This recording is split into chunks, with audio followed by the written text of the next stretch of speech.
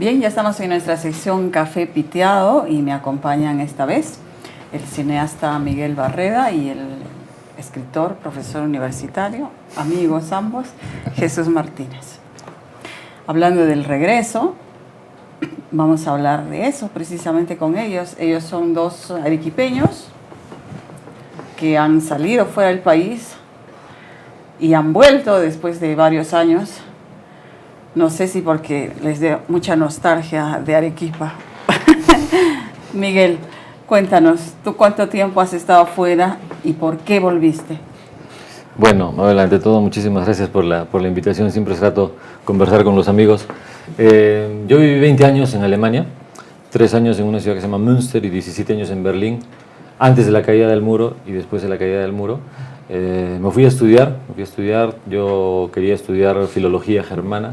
Después me di cuenta que lo que realmente quería era hacer cine y me fui a Berlín, postulé a la escuela de cine allá y estudié, me quedé a trabajar. Trabajaba en la televisión sobre todo y después de 20 años me di cuenta de que como que se había cerrado un ciclo, como que aprendí lo que quería aprender, disfruté lo que quería disfrutar, conocí lo que quería conocer y el Perú y Arequipa empezaban a formar una parte obsesiva de lo que yo quería expresar, ¿no? O sea, si algo me preocupaba era algo que tenía que ver con el Perú, si algo me dolía era algo que tenía que ver con el Perú, si algo si disfrutaba algo era algo que tenía que ver con el Perú. Entonces dije, quizás es momento de ir a ver cómo están las cosas allá y qué pasa, ¿no? Porque eso, ¿no? Sentí algo. Y mi primer largometraje, que filmé en el año 2000, lo filmé aquí en Perú, como una coproducción entre Perú y Alemania. Y en el interín, cuando volví a filmar este largo y luego a promocionarlo, pues conocí a la que hoy es mi esposa, Ángela. ¿Te enamoraste? Y me enamoré. Y bueno, entonces una cosa ya tuvo que ver con la otra, ¿no? Y yo dije, bueno, pues ya mayor razón para darme cuenta de que aquí estaba algo a lo que me podía dedicar y algo que ya me ataba emocionalmente, ¿no? Y esos fueron los principales motivos. ¿No te has motivos arrepentido hasta ahora de haber dejado un país del primer mundo y más con las cosas que están pasando en nuestro país? No, porque sabes que si me hubiera arrepentido ya no estaría aquí, ¿no? O sea, eso yo creo, porque en mi caso, como en el caso de otros migrantes, los que hemos migrado de manera voluntaria, creo que tenemos un enorme privilegio, porque actualmente en el mundo una de las peores cosas que te debe pasar es que tengas que abandonar tu lugar de origen de manera forzada, de manera obligada, que no tengas otra salida, sino que irte del lugar donde has crecido, o del lugar donde estás a gusto, del lugar donde tienes tu familia, tu trabajo, tu oficio, donde vives de una manera que te gusta vivir y que por un motivo determinado tienes que abandonarlo, ¿no? Yo creo que es una de las cosas muy graves que te deben pasar, que te pueden pasar. Pero cuando tú eres un migrante voluntario, ¿no? Digamos, no la pasas bien, hay momentos en que no tienes que pues, hacer cosas que no te gustan para sobrevivir, etcétera, pero es una decisión que tú has tomado, ¿no? Y muchas veces las decisiones que tomamos, las que marcan nuestra existencia, yo creo que las tomamos no con el raciocinio, sino de manera inconsciente, ¿no? O con la emoción. Las decisiones que marcan nuestras vidas las tomamos así nos salen de las entrañas, ¿no? No del cerebro. Y en este caso fue así. ¿Tú por qué te fuiste y por qué te quieres volver a ir? Bueno, yo me fui bien chibolo en realidad, pero también me imagino como tú. Yo me fui más o menos de 16 la primera vez, me regresé otra vez a los 20 a Francia.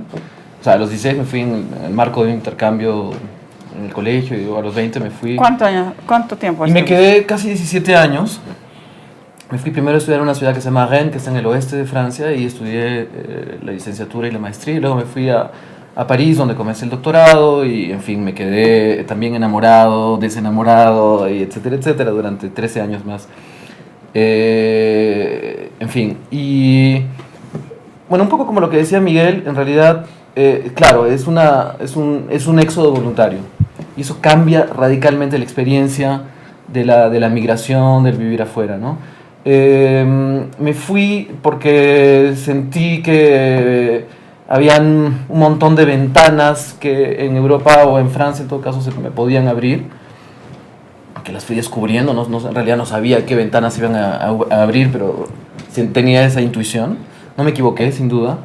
Y luego, sí, también, ¿no? Después de haber dado vueltas conocido, leído, etcétera, etcétera, tuve una intuición interna muy fuerte de que quería regresar a ese Perú mítico que había mitificado con el pasar de los años. Con la distancia. Con la distancia, ¿no? Yo comencé, estudié filología francesa, o sea, nada más lejano del Perú en realidad.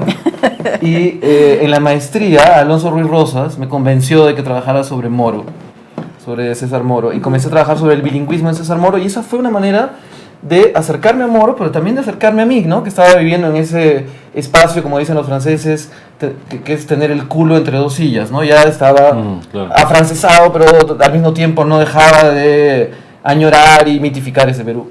Y luego en el doctorado me fui acercando mucho más porque trabajé violencia, literatura de la violencia y trabajé sobre, en fin, ciertos tópicos de la literatura de la violencia peruana entre el 2001 y 2007 y comencé a hacer viajes de investigación y en el 2009 me acuerdo que me tocó participar,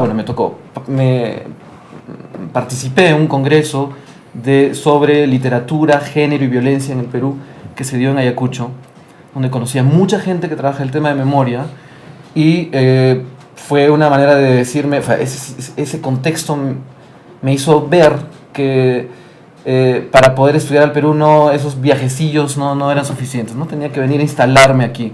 Me vine a instalar aquí y trabajé tanto que dejé el doctorado. Pero no me arrepiento, ¿no? Han sido 7 años y medio intensos, hermosos, de mucho aprendizaje. Como diría Rigoberta Menchú, aquí me nació la conciencia. En todo caso, la indignación muchas veces.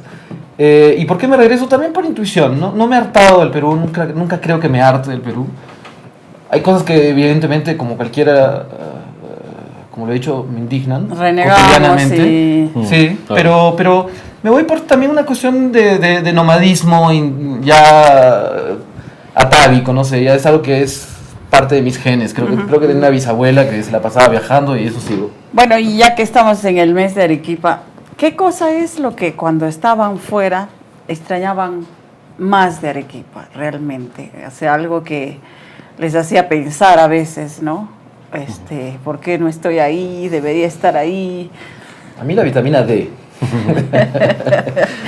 Esa es una razón, porque me acuerdo que cuando me fui me preguntaban, ¿pero por qué te vas?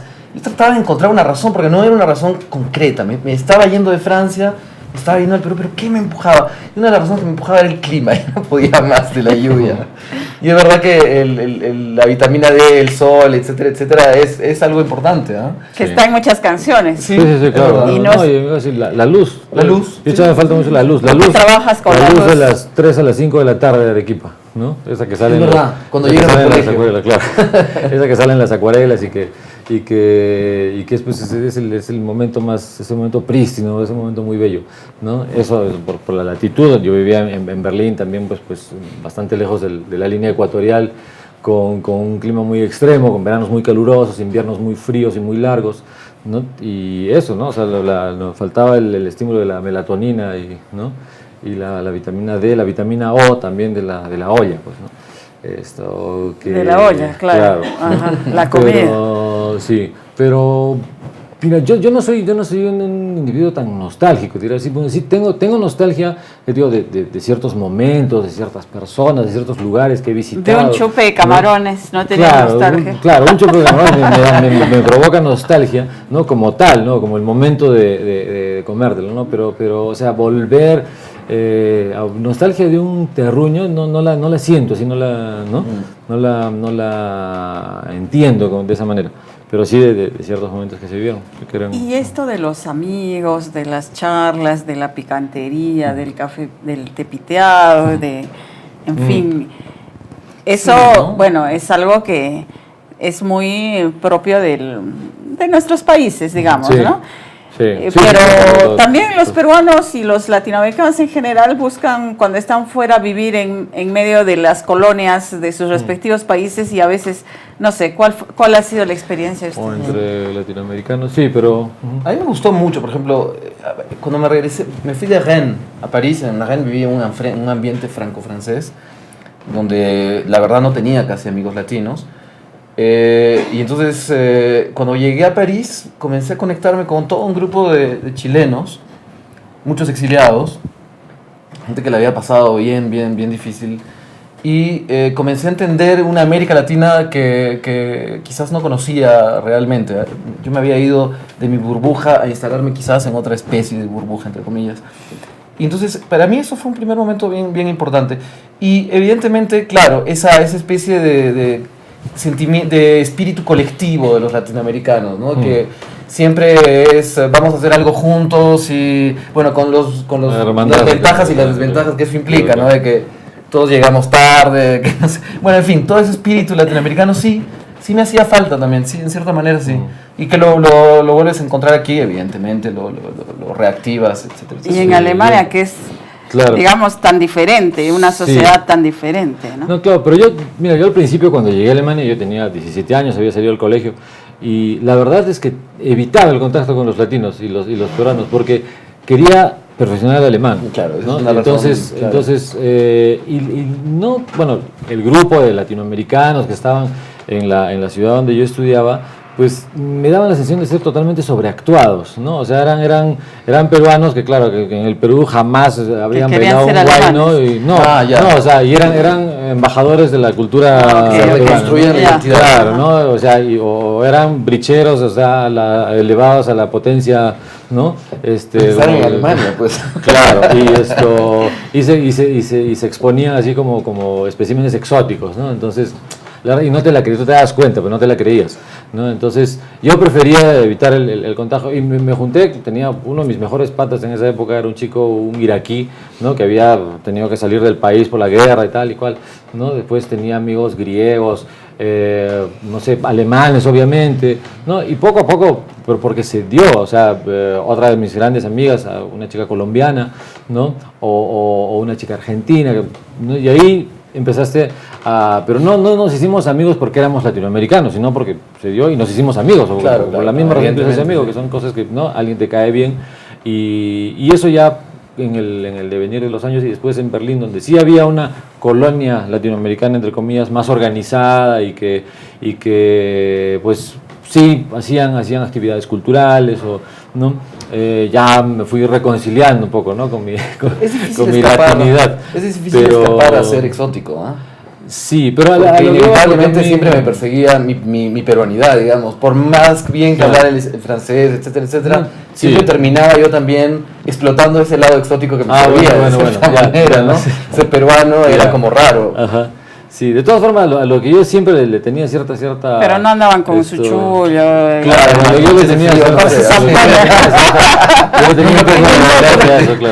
Yo tenía un poco de alergia a eso, ¿no? A que si eres colombiano o peruano, incluso tenías que saber bailar salsa, ¿no? Y claro, y que eso, pues, a los otros les servía muy bien para ligar, ¿no? Entonces, pero yo no aprendía, yo no sabía bailar salsa, ¿no? Entonces, no sabías ligar. No ligaba.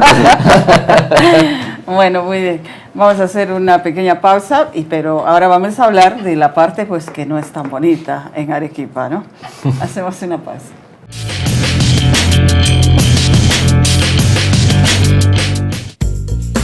El Búho, la revista de Arequipa, trae en su nueva edición cómo liquidar la campiña con normas municipales y, de paso, favorecer a una universidad. Los últimos días de Edgar Alarcón como Contralor de la República en Arequipa. Laguna Azul, un proyecto sin estudio de impacto ambiental para instalar una hidroeléctrica en el Valle de los Volcanes. Entrevistas a Ramiro Llona y Odi González. Reportaje al Chacu y crónica de un secuestro. Esto y más en la nueva edición de la revista de Arequipa. El Búho, más periodismo.